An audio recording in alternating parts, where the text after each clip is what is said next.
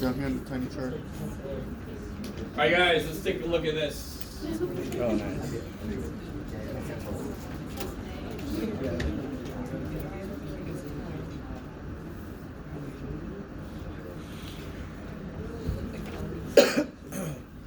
So, the way we say this in English matches up with what we do in Mathish.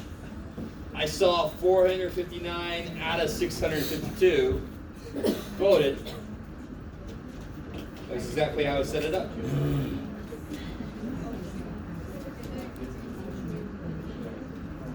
So, if you're listening, you'll get 0.704.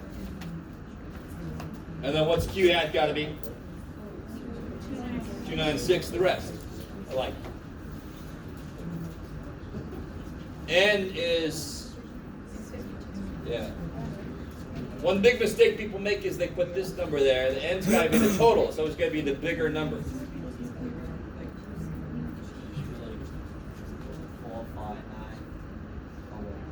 Huh? Are you talking about N, just N, yeah. This is X 450. Yep.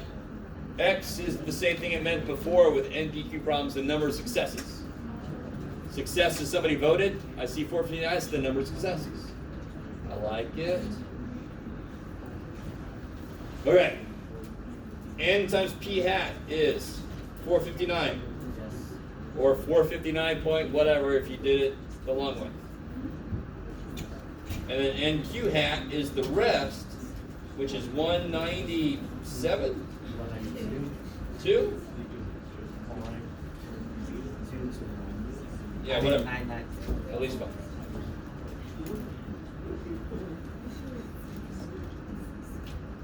So 193. Anyway, all right.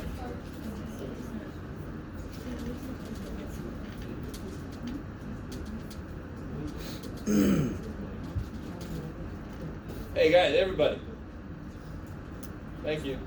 You don't have to pay attention, but don't talk. All right. What about the z-score? We talked about how to find this correctly.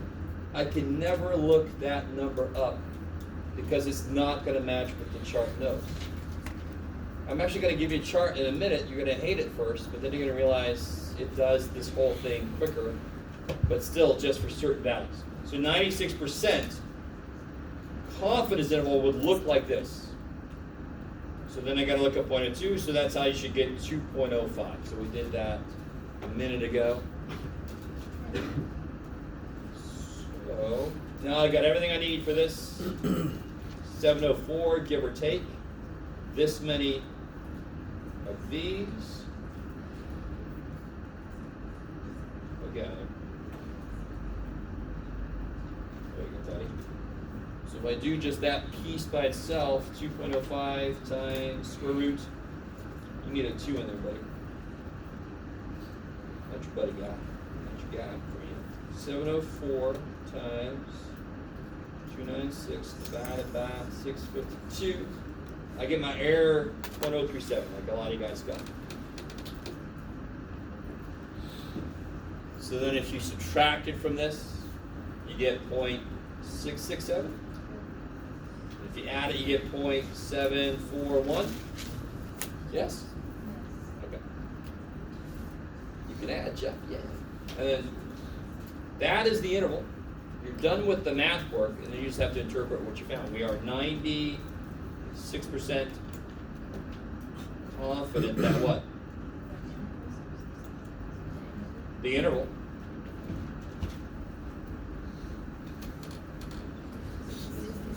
(66.7% to 74.1%).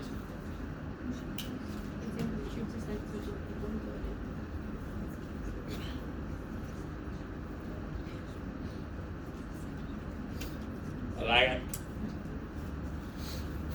So real quick, if this was guys, if this was one from one town, and in another town I found this interval. You guys think, if this is from another town, I found that interval of people that voted. Is that evidence, the two things I've done, is it evidence that less people voted in this town. Why?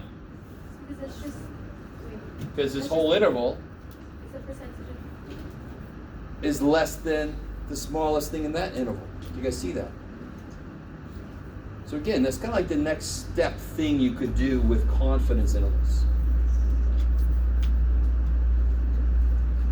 If it would have been this instead, is this evidence that this town voted less than this town?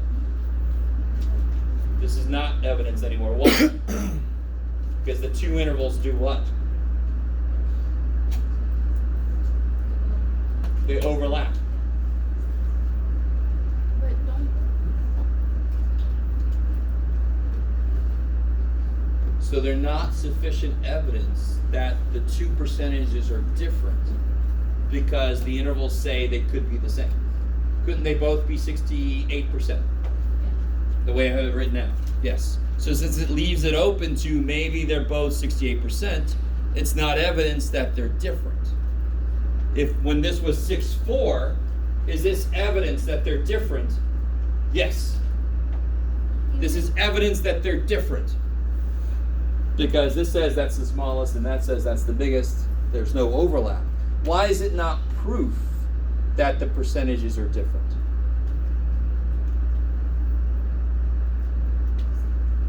How did I construct this interval? I used a sample. In fact, what's the probability? Am I 100% certain about this interval?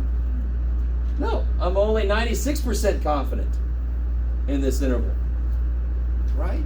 So this is evidence. If this is what this town's was, and this is what this town's was, it looks like the most, that could be a 64, and it looks like the least this could be a 66.7.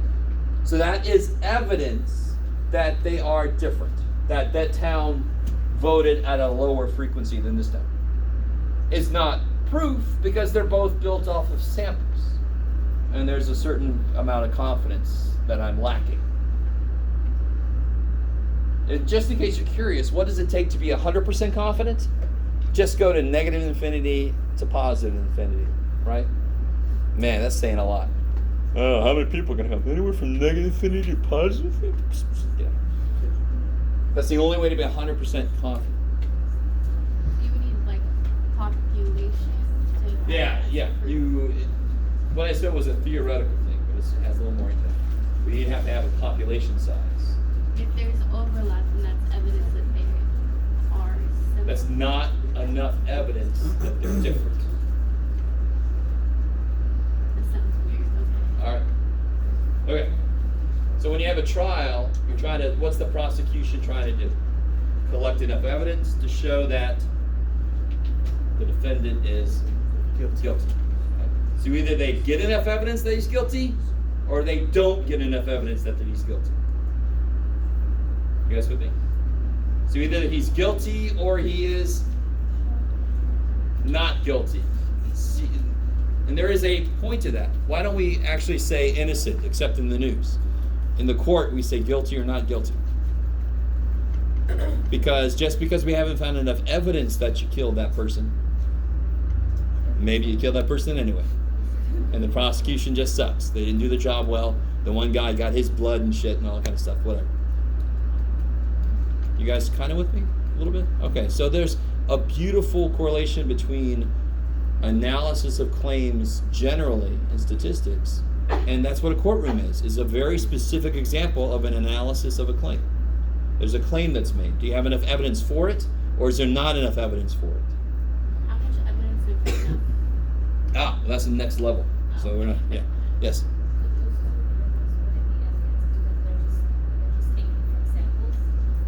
It's evidence, not proof. Right? There's a difference there. Evidence suggests that maybe there's something to it. Proof, that's it. That's the truth. Right? So there's very few things that have been proven. Right? Will the sun come up tomorrow? The sun, is it going to come up to? This is very, is the sun going to come out tomorrow? There's a chance it won't. It's going to blow up. Oh boy, kids. Let's all think about that tonight. We're in our beds. Damn it, Jeff. Is that sun going to be up tomorrow? We'll know about 8 minutes later if it blows up. Yeah.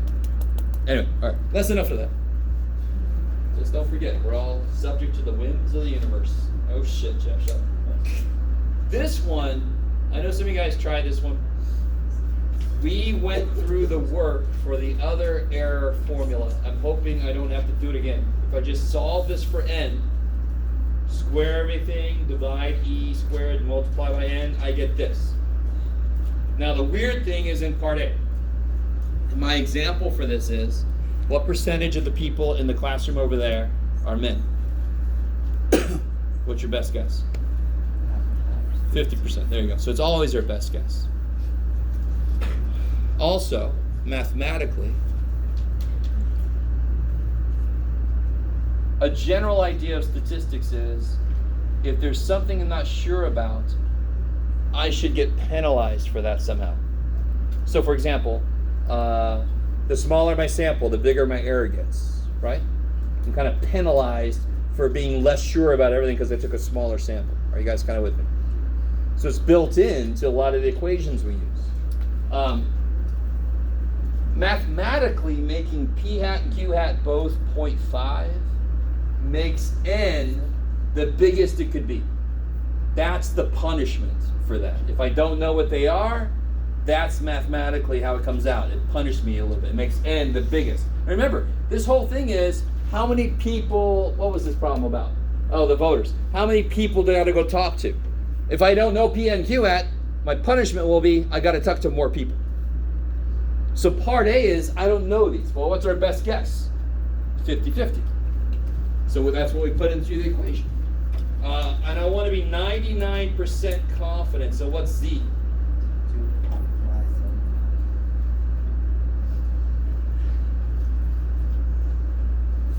And what's E? What's the error? Beautiful. Don't put no 3 in there. Don't be learning your grammar from me either. 3% is 0.03. That's the number. What word told me that was the error? That will almost always be there, but not always. Within. Yeah, that's how much I'm off by. So if I throw all that in the calculator, I think in the book you're going to see a formula that's got a 0.25 there, because what's a half times a half? Don't say 1, I'm going to cry to me. What's a half times a half? 2. Yeah, a quarter, 0.25. I wanted somebody to say 1 just to see if I'd leave, and I'm like, no, I said I wouldn't, no, I'm not going to. So I got 2.575 squared, it's 0.25, divided, I don't care, just divided by 0.03 squared. Bam. Yeah, 1841 point blah, blah, blah. So you always round it up to make some whole people. I don't want you out there chopping people up. Again, that's how you get Dexter. You know, yes? Get the which one? Oh. When I don't know what they are, my best guess is 50-50. Yeah.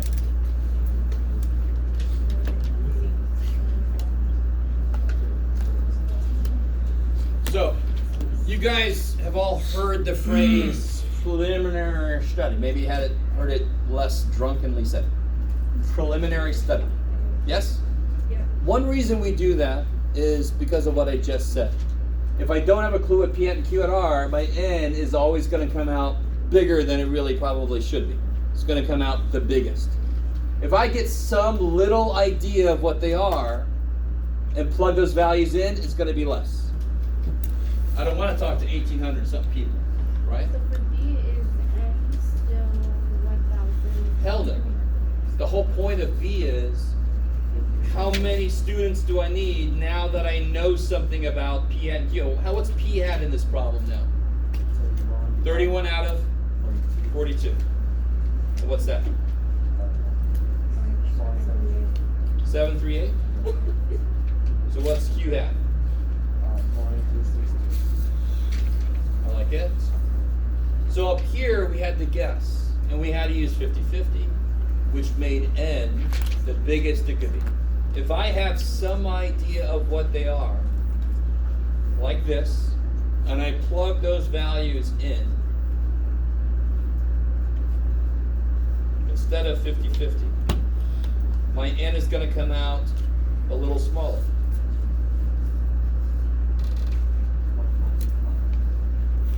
Who is it? But is it, so I have a question about 42, what does that mean if it's not n? Because usually to find p hat, you have to do x divided by n, which is 31 divided by 42. Yes. But that's not the n that I need to be within 3%. That's just the n of my preliminary study to figure out what p hat and q hat are. Yeah. So those are two different. Two different things. This is my preliminary study. That's my preliminary study. I want to know my big ass study. How big is this big ass? It's going to be 1424. That's for the entire sample. Yes. That's a good point. There's an n in the problem I write in the 42, but that's the preliminary study. I want to know the big N for my whole study to make it become within 3%. So concept-wise, like what's the difference between this n and the 1042?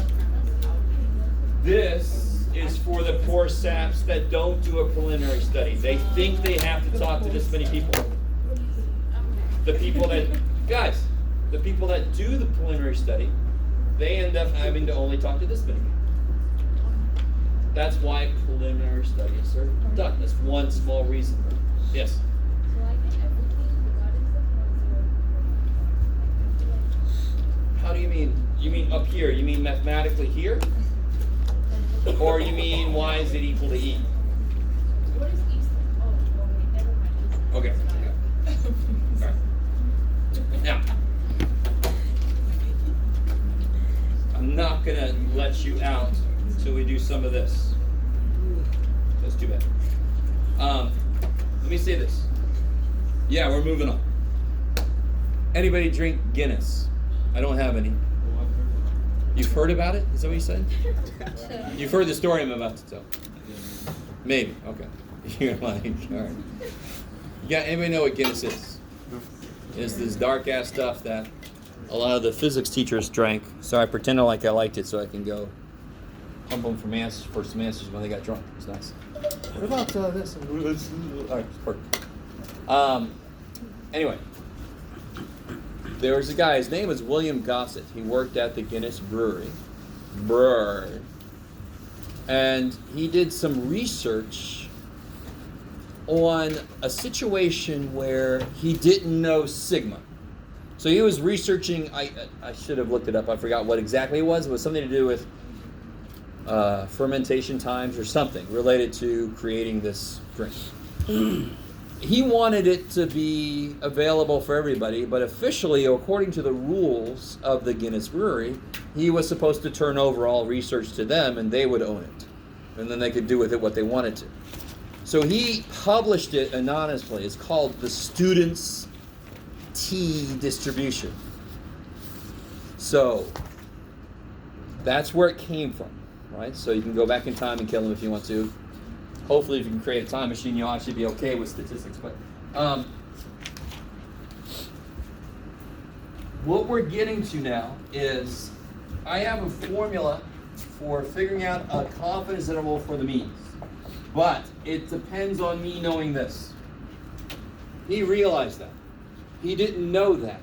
So he had to come up with something that made sense. There's a lot of math behind what he did that we're not going to be able to get into, but I want you to understand the basic idea of why it makes sense. If I put a number here, if I put S there instead, is that the same as sigma? I mean, if I don't know sigma, what's my next best thing? S. What is S again? Sample standard deviation. So if I don't know the population standard deviation, I take a decent sample, I'm going to trust the S to a certain point, right? But I know it's not going to equal sigma. I would put a lot of money on it because my sample's going to have its own variations and whatever. So if there is a piece of my equation that I am not sure about, should my interval get bigger or smaller because of that? if there's a piece of my equation that I am not sure about, let me ask you this way. Should the math punish me or reward me for that? Punish me. I like it. And I don't really like using that language, but oh well, it kind of works. So I should get penalized for it somehow. So in order to stay as confident as I want to, but there is a part of my equation I am not so sure about, in this case S, does my interval have to get bigger or smaller? It's got to get bigger to cover my ass for something I don't know. That's a great way to remember it, right? The less sure you are about how spread out something is, the bigger the net. So I don't like fish. I hate fish. I don't like to eat them. I don't have anything against them personally, but eating them I don't like. Just so you know, I don't like going, screw you. No, it's not like that. But I love the idea of casting out a net to catch a fish. So if there was a certain kind of fish I wanted to catch, and I don't know how wide it swims around, I'm going to have to cast out a larger net to be the same level of confidence that I caught that particular fish. That's it. So if I am not sure about the spread of the real population I'm working with, any interval I make has to be a little bigger. Therefore, any number I put here has to be a little bigger than it would have been.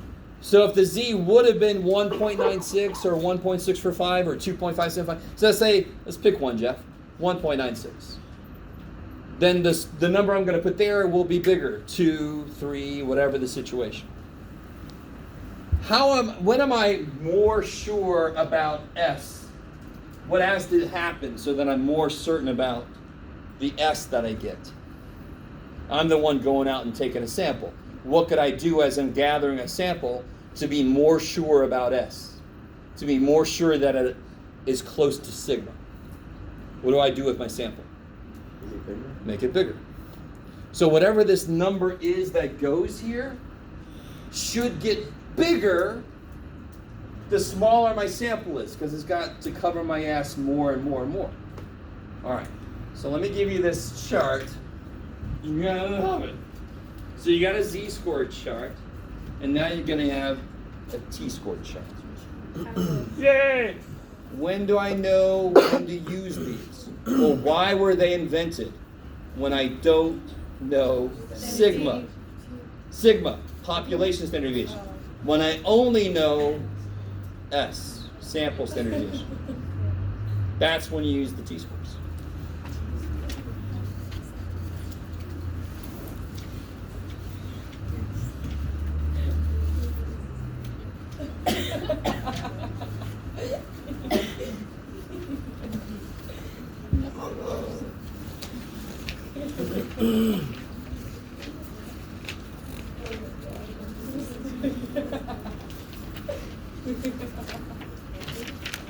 I was gonna say, are you doing all right? But you're doing like a little too all right. What happened, you cried?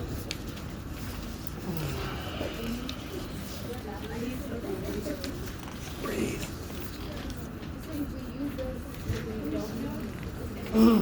I'll make it clear in a second.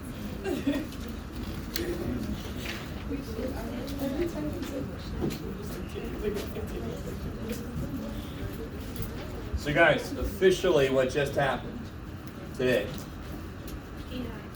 we have this formula from before. We just created this formula. That this has the same meaning as this, but it will just always be bigger than this. How much bigger depends on how big your sample is. So what is its purpose? That's better. No, its purpose is to make my interval larger when my sample is smaller, so I'm less sure about S. Notice this. When am I allowed to use a z-score? When it's normal and I know the population. When do I have to use a t-score? If it's normally distributed and I only know S. The formula tells you when to frickin' use it. You only use T when you only have S.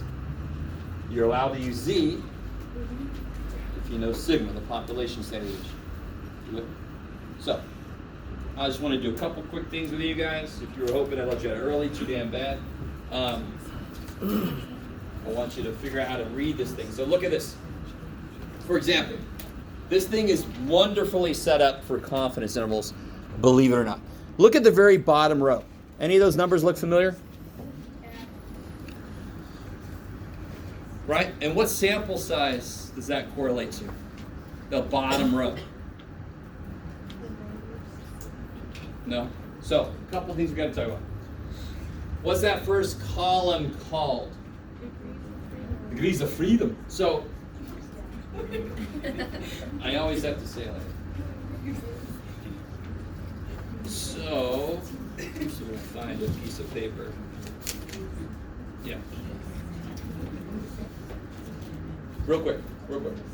This is actually something we saw earlier this semester. You guys remember, let me put this one down first. You might have forced this out of your brain. Does that look familiar at all? What was the difference between these two? N minus 1. Yes, that weird ass thing. So it's going to come back. Now watch. It's going to come back in a very small way. Okay? If I know that 3 numbers average to be 20, do you know anything about any of the numbers themselves? If I just know they average to be 20, do you know that the first one is 10 or something? You guys cool? Could the first one be 7? Could the first one be negative 3 billion? Yes. If the first one was negative 3 billion and the next one was 3 billion, right? Then it could still average out to be 20. In fact, how many of them can I just make up before I got to get serious? Can I make all 3 of them up and have it average to be 20 every time? Hell no. 8, 7, 2. That's not 20. Shit.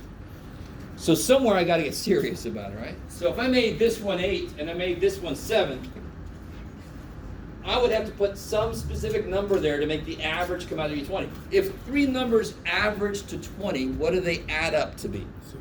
60. I love it, because you would divide the sum by 3 to get the average. So what do you divide by 3 to get 20? Frickin' 60, right? So any 3 numbers that add to 60 averages to be 20. That sounds really freaky, but on the other hand, of course, that's because that's how you average shit, right? So if I put 8 and 7, what's that one gotta be? 45. 8, 7, and 45 will average to be 20.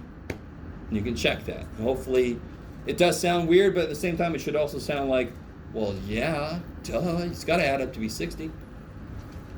So there are 3 numbers here. How much freedom did I have to choose? 2. So my degrees of freedom were 1 less than how many? N minus 1. Degrees of freedom is N minus 1. So for example, how big is the sample for degrees of freedom of 9? 8. No. 10. 10, yeah. So if my sample, let me do it the other way. If my sample was 12, which row would I look at? 11, because this is degrees of freedom. They could have made it N, but they wanted to bring in the degrees of freedom because that starts to become much more important in this next part of the class. Okay. So, next part of how to read this. The shit's this all. So there's 2 rows at the top, right? So let me ask you this. 95% confidence. Who remembers what the z-scores were? 1994. No. So 196. All right, does that sound? We did at least one problem with that. 1645, 2575. You start to hear these same z-scores over and over.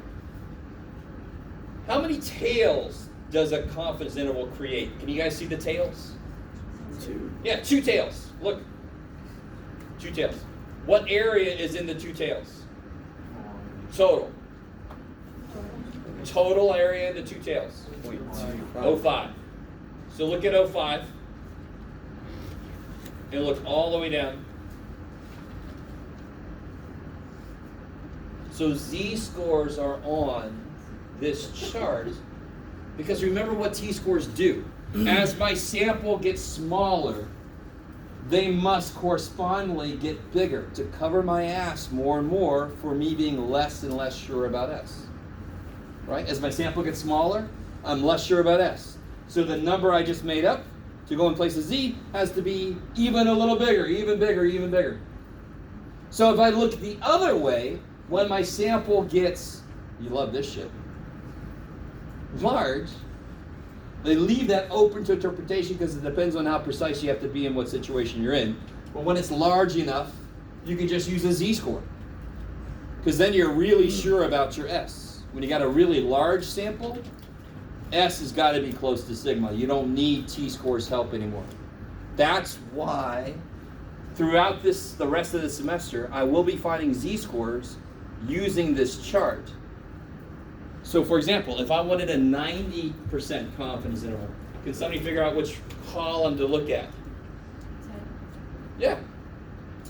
And if you go too far, how much is in one tail? 90% confidence? How much is in one tail? 90% in here? How much in one tail? 90%. 0.05. Do you see how this is the same column? 5% in one tail is 10% in two tails. So no matter what you do, you almost can't go wrong, although we do still manage. But either way you do it, you should end up in the same column. So what z-score would I use for that? 1.645. Now that one definitely sounds familiar. We have to calculate things when it's just one tail. Yes, so what we're headed to, another reason why we have the two in one tail, if I made a claim saying this drug will will take your headache away faster. So where would evidence be? If I wanted to show evidence that my drug works faster than this drug, where do I want my sample of people's times to show up? Faster, less time. So here, right? So that would be how many tail tests? One. There you go. So another reason why they break it up into 1 and 2 is when we get to the point where we start testing claims, officially called hypothesis testing. Some of them will be one tail tests and some of them will be 2. And then I can find the appropriate stuff easier that way. All right, so I didn't quite make it as far as I wanted to. Next time we'll look at that, this guy here. And don't worry about this guy yet, the one with the giant amount of data. Don't look at that. Woo. Please don't forget your IDs and stuff.